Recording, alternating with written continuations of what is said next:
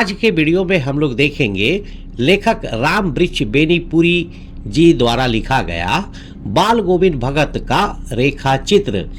पिछले video part 1 में हम लोगों ने बाल गोविंद भगत का परिचय और व्यक्तित्व, जिसमें उनके बाहरी रूप, सादगी, साधु स्वभाव और गृहस्थ जीवन के बारे में बताया गया था, उसको देखे थे। आज के इस वीडियो पार्ट 2 में हम लोग देखेंगे बाल गोविंद भगत की संगीत साधना और प्रभातियां। इसमें कार्तिक से फागुन तक उनकी सुबह की दिनचर्या, नदी स्नान और सुबह के भजनों का जिक्र है। बाल गोविंद भगत की मधुर कंठ और संगीत का जादू। लेखक राम वृक्ष बेनीपुरी जी बाल गोविंद भगत के अन्य सभी गुणों के साथ साथ उनके मधुर मीठे गानों पर सबसे ज्यादा मुग्ध मोहित थे। बाल गोविंद भगत के गीत उन्हें हमेशा सुनने को मिलते रहते थे। वे विशेष रूप से कबीरदास जी के सीधे साधे भजन पद गाते थे। उनके गले कंठ से निकलकर कबीर के वे भजन इतने सजीव जीवंत हो उठते थे कि ऐसा लगता था मानो उनमें जान आ गई हो। उनकी गायकी में इतना जादू था कि वे सुनने वाले के मन को गहराई से छू जाते थे। आषाढ़ में बारिश का महीना में, जो कि जून जुलाई होता है, उस समय में आषाढ़ बारिश का महीना की हल्की हल्की बारिश हो रही है और पूरा गांव खेतों में काम करने के लिए उतर चुका है। कहीं हल चलाए जा रहे हैं तो कहीं धान के छोटे छोटे पौधे रोपे जा रहे हैं। धान के पानी से भरे खेतों में बच्चे खुशी से उछल कूद कर रहे हैं और औरतें सुबह का नाश्ता कलेवा लेकर मेड़ खेतों की सीमा पर बैठी है। ऐसे खुशनुमा माहौल में आसमान बादलों से घिरा है और सूरज की धूप का नामो निशान नहीं है। पूरब की ओर से ठंडी हवा पुरवाई चल रही है। ठीक इसी समय कानों में एक संगीत की ध्वनि गूंजने लगती है। पूछने की जरूरत नहीं कि यह कौन गा रहा है, क्योंकि यह बाल गोविंद भगत है जो गा रहा है। बाल गोविंद भगत का पूरा शरीर कीचड़ में सना हुआ है। वे अपने खेत में धान की रोपाई कर रहे हैं। उनकी उंगलियां एक एक करके धान के पौधों को लाइन में सही जगह पर बिठा रही है। उनके गले से एक एक शब्द ऐसा निकल रहा है जैसे वह संगीत के कुछ अंश को ऊपर स्वर्ग की ओर भेज रहा हो और कुछ अंश को इस धरती की मिट्टी पर खड़े लोगों के कानों तक पहुंचा रहा हो। बच्चे खेलते हुए झूमने लगते हैं। खेतों की मेड़ पर खड़ी औरतें अपने होठों को ऊपर उठाती है, यानी साथ साथ गुनगुनाने लगती है। हल चलाने वाले हलवाहों के पैर ताल से उठने लगते हैं, यानी वे भी संगीत की धुन पर थिरकते हैं। और धान के पौधे रोपने वाली औरतों की उंगलियां एक अजीब लय और क्रम में चलने लगती है। लेखक राम वृक्ष बेनीपुरी जी अंत में कहते हैं कि यह बाल गोविंद भगत का गाना नहीं बल्कि जादू है। यह बताता है कि उनके संगीत का सब पर कितना गहरा और मोहक प्रभाव पड़ता था। भादो की आधी रात में बाल गोविंद भगत का संगीत। भादो मतलब जो कि अगस्त और सितंबर का महीना होता है। भादो बारिश के मौसम का एक महीना कि वह आधी अंधेरी रात थी।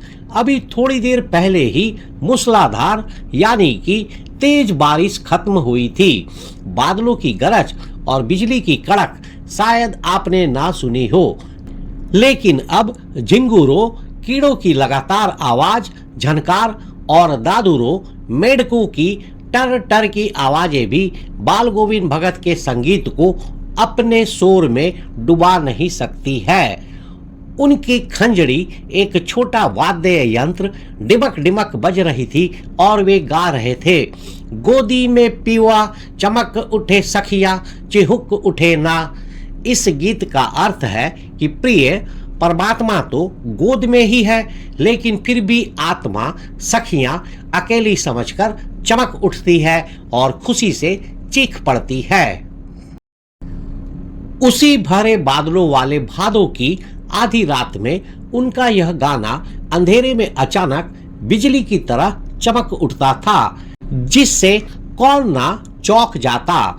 लेखक कहते हैं कि अरे अब तो पूरा संसार सन्नाटे खामोशी में सोया हुआ है, लेकिन बाल गोविंद भगत का संगीत अभी भी जाग रहा है और सबको जगा रहा है।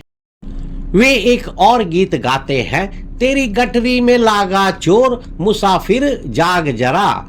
यह गीत मनुष्य को सावधान करता है कि जीवन रूपी गठरी में समय रूपी चोर लगा है, इसलिए हे मनुष्य जाग जा और अपना जीवन व्यर्थ मत कर। यह बाल गोविंद भगत की अटूट भक्ति और उनके संगीत के गहरे प्रभाव को दर्शाता है, जो किसी भी परिस्थिति में कम नहीं होता था।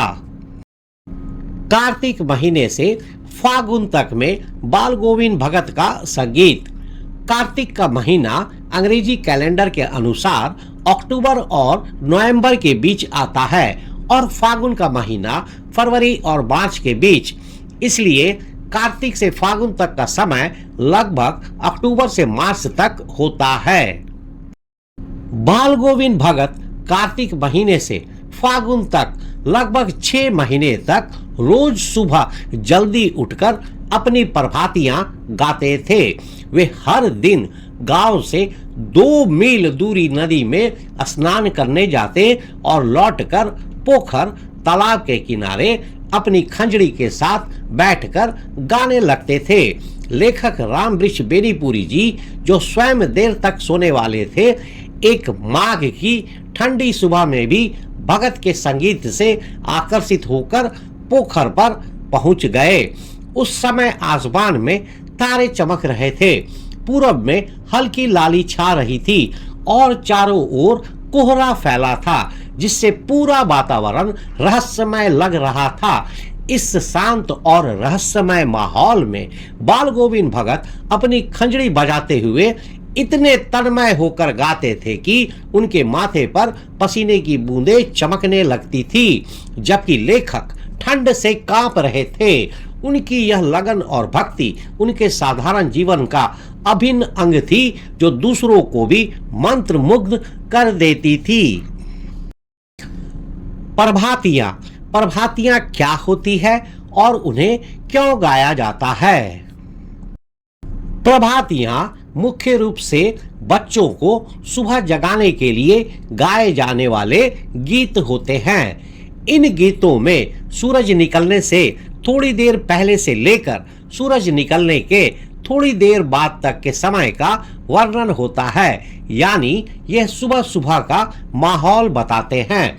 प्रभातियों में जो बातें कही जाती है वे बहुत गहरी और सच्ची होती है। वे कल्पना से ज्यादा असल जीवन के करीब होती है। इन प्रभातियों या जागरण गीतों में सिर्फ प्यार भरी या कोमल भावनाएं ही नहीं होती, इनमें वीरता, बहादुरी, साहस, हिम्मत और उत्साह, जोश जैसी बातें भी बताई जाती है। कुछ कवियों ने प्रभातियों में अपने देश के प्रति प्रेम, राष्ट्रीय चेतना और देश को आगे बढ़ाने, विकास की भावना को भी शामिल करने की कोशिश की है। मल्टीपल चॉइस क्वेश्चंस, MCQ बहुविकल्पीय प्रश्न। प्रश्न संख्या 1, आषाढ़ की रिमझिम में बाल गोविंद भगत क्या करते हुए गीत गा रहे थे? हल चलाते हुए, धान की रोपाई करते हुए, बच्चों के साथ खेलते हुए, खेतों की मेड़ पर बैठे हुए। सही उत्तर धान की रोपाई करते हुए। प्रश्न संख्या 2, बाल गोविंद भगत के संगीत को सुनकर खेतों की मेड़ पर खड़ी औरतें क्या करने लगती थी? रोने लगती थी, भगत को देखती रहती थी, गुनगुनाने लगती थी, शोर मचाने लगती थी। सही उत्तर गुनगुनाने लगती थी। प्रश्न संख्या 3, भादों की आधी रात में भी बाल गोविंद भगत का संगीत क्यों सुनाई दे रहा था? क्योंकि वे जागकर अभ्यास कर रहे थे, क्योंकि उन्हें नींद नहीं आ रही थी, क्योंकि झिंगुरों और मेढकों का शोर कम था, क्योंकि उनका संगीत इतना शक्तिशाली था कि किसी भी शोर में दब नहीं सकता था। सही उत्तर, क्योंकि उनका संगीत इतना शक्तिशाली था कि किसी भी शोर में दब नहीं सकता था।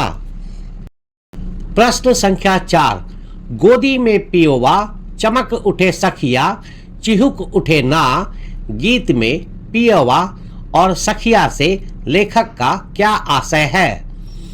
पीवा से पति और सखिया से पत्नी, पीवा से परमात्मा और सखिया से आत्मा, पीवा से गुरु और सखिया से शिष्य, पीवा से बेटा और सखिया से माँ। सही उत्तर, पीवा से परमात्मा और सखिया से आत्मा। प्रश्न संख्या 5, कार्तिक से फागुन तक बाल गोविंद भगत की प्रभातियां किस समय शुरू होती थी? शाम को, आधी रात को, सूर्योदय से पहले, दोपहर में। सही उत्तर, सूर्योदय से पहले। प्रश्न संख्या 6, माघ की कपकपाती ठंड में भी बाल गोविंद भगत के माथे पर पसीने की बूंदें क्यों चमक रही थी? क्योंकि उन्होंने बहुत ज्यादा कपड़े पहन रखे थे, क्योंकि वे बहुत तेज चल रहे थे, क्योंकि वे इतनी लगन और जोश से गा रहे थे कि शरीर में गर्मी आ गई थी, क्योंकि उन्हें बुखार था। सही उत्तर, क्योंकि वे इतनी लगन और जोश से गा रहे थे कि शरीर में गर्मी आ गई थी। तो आज के वीडियो में इतना ही। नेक्स्ट वीडियो पार्ट 3 में हम लोग देखेंगे बाल गोविंद भगत और गर्मियों की संझा। संझा मतलब शाम का समय। इसमें गर्मियों की शामों में उनके आंगन में होने वाली संगीत सभाओं और उनके प्रभाव को बताया गया है। तो मिलते हैं नेक्स्ट वीडियो में, तब तक के लिए थैंक यू, धन्यवाद, जय हिंद।